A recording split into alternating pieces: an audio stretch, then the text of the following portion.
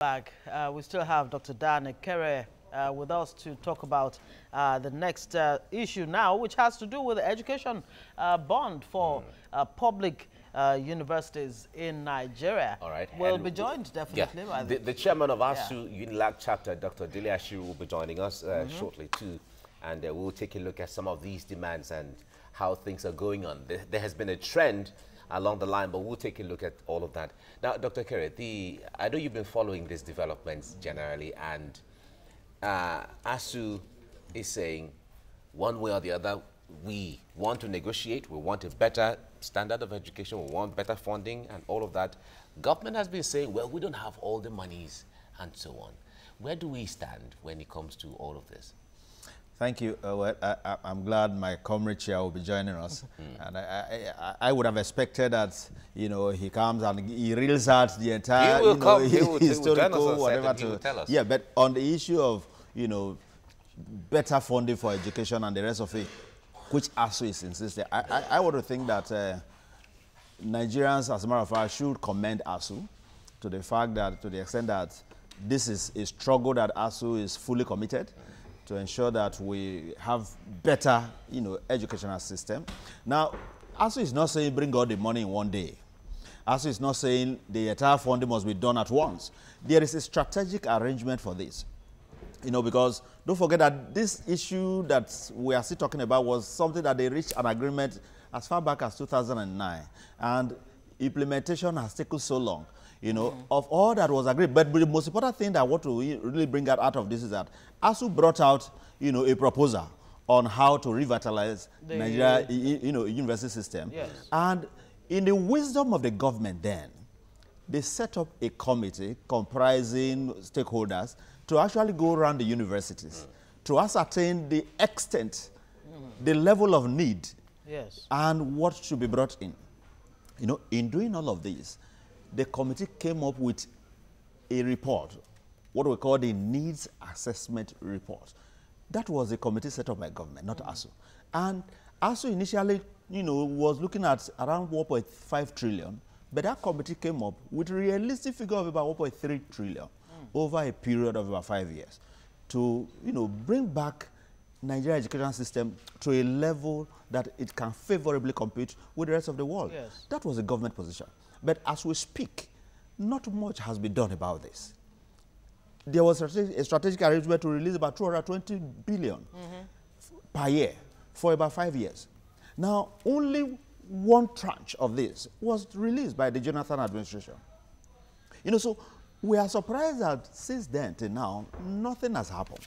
And also, so each time we go on strike over this issue, you know, people will be talking about one strike too many and all of that. But I expect that, you see, the Nigeria public should actually wade in to lend their force to this, because what we are talking about is the future of Nigeria, not ASUU. Not ASUU per se. The emphasis is not on end allowances alone. It's just part of the package. But the most important thing is that ASUU is looking at the environment in which they work and the future of the children. Yeah. We are all parents.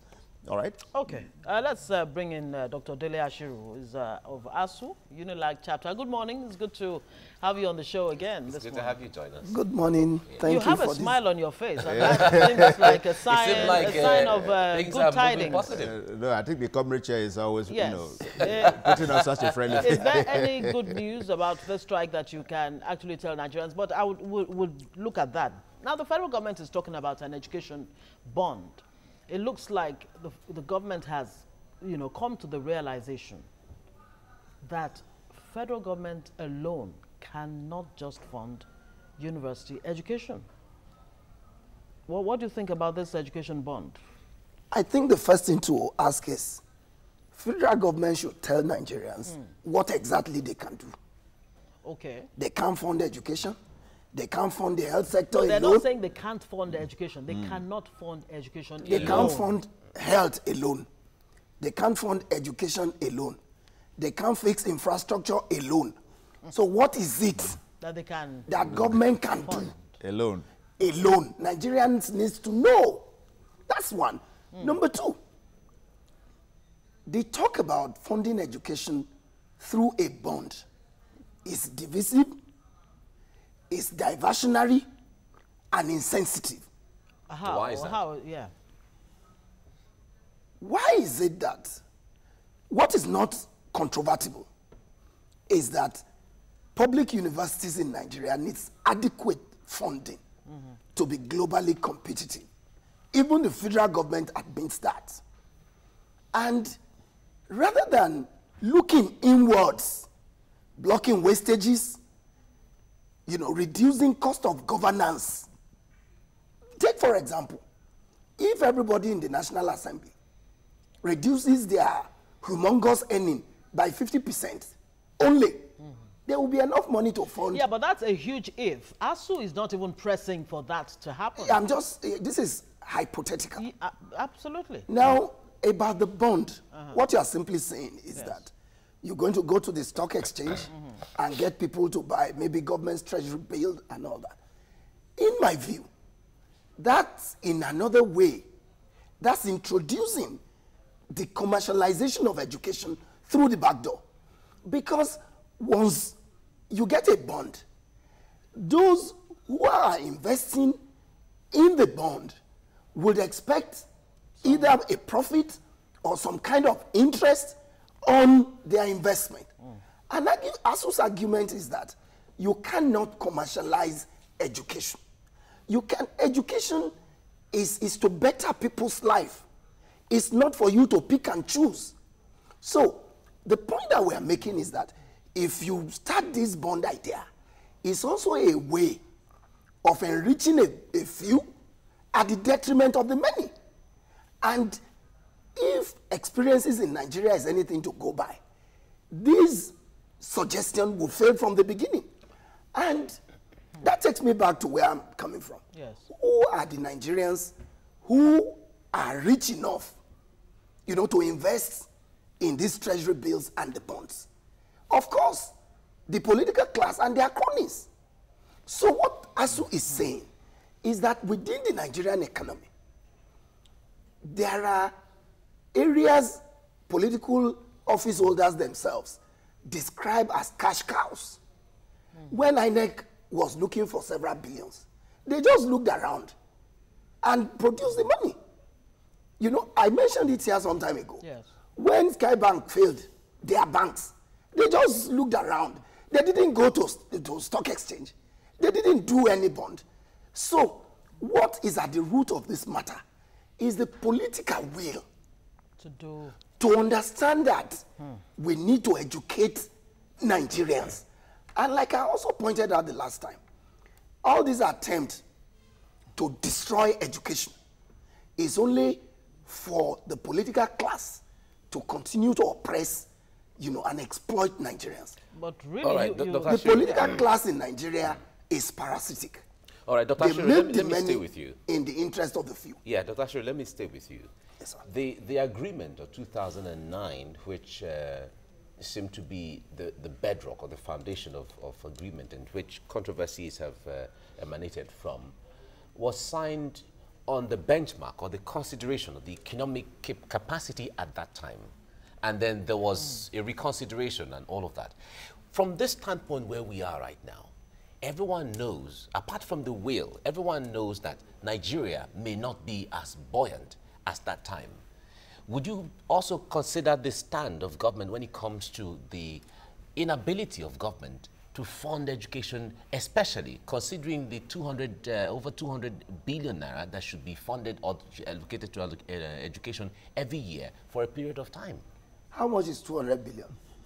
How much? Yeah, 200 billion. To the Nigerian state. Yeah, but if you make the relativity of that to what the budget is per year, you know how much that is. Yeah, you see, that is when you talk, when you pick them in isolation. Take them holistically. The Ikoyi saga, where they starched money, how many thousands of dollars were recovered there? Where is the money? The trader money that the president is the vice president is gallivanting all over the country, distributing to market women. Where did they get the money from? And if you invest that in education, it will serve the interest of Nigerians better than the money you are distributing almost in a wouldn't, reckless manner. wouldn't that be insensitive? Because the point there is, if you're saying, okay, bring back the trader money or the market money and all the money to education alone, what happens to the women and all of that? Because they have fronted their own argument as to those women and those petty traders needing that fund. You give somebody 10,000 naira in Nigeria to trade. Is that not a poverty mentality? 10,000 naira. Okay. All right. So, Dr. Danakere, let me go back to what the president himself has said. You know, you tend to even want to believe that he actually understands the need to turn around tertiary education in Nigeria, but it looks like his hands are tied, because he actually said education can't be left to government alone. Yes, we have established that. There's a need for the universities to actually evolve means of, coming up with alternative ways of funding itself. But then that's on the one hand. Yet the universities don't really have autonomy. So how will they be able to actually achieve this if you're saying they should look for other creative ways of raising funds? Yeah, thank you. Funding themselves. Yeah, it is not out of place. If the government is suggesting that the universities, in particular ASUU, should maybe think of how to generate funds and fund education, it's not out of place, because ASUU is a body of intellectuals. Yes. So they can always think, outside the box. And they've always done this. Don't forget that this same issue came up so many years ago that led to ASUU bringing the idea of, an education tax fund, what you now call ETF. Yes. That was, the brain work of ASUU. ASUU brought that suggestion. And there are many more such suggestions that ASUU is still making. It is not a question of how now, because such ideas are so much on the table. But the question is whether the government is, even the ETF itself, how well has the government galvanized these resources toward the revitalization of, education? Okay. It's part of the problem. There are so many, in fact, as we speak, a lot of the rich don't even pay taxes. I'd like to also lend my voice to that. Very quickly. In one of our memorandum of understanding, we agreed with government that, look, there are experts, intellectuals within the university system. Give them government consultancy jobs and pay. Up till now, that has not been achieved. Yeah, but government says there's been partnership with MIT, highbrow schools like that, to actually MIT, Oracle, Unilag, Cisco, and the rest of them. Where is Unilag there? UI, where is it? ABU. These are institutions that can deliver. Okay. But because we run a plutocratic system of government, only government for the wealthy, in the interest of the wealthiest. All right. We have to round off somehow, Dr. ASUU. What will ASUU do now, as from where we are? How much to make progress? How far will ASUU be ready to shift ground so that they can go back to school? Yeah, you see, this is a very good question.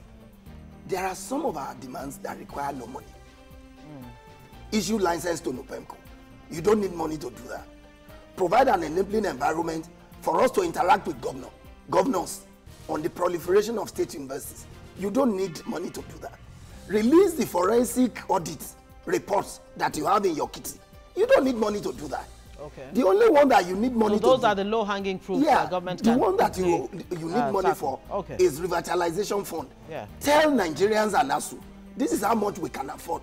Let's put it on the table and together we look at it. All right. And if you want further suggestions therefrom, you let us know and we are willing to provide that. All right. Thank you so much. Dr. ASUU is ASUU Unilag chapter, and Dr. Danakere, thank you very much. Thank you. It's always a pleasure. Gentlemen. Thank you for coming.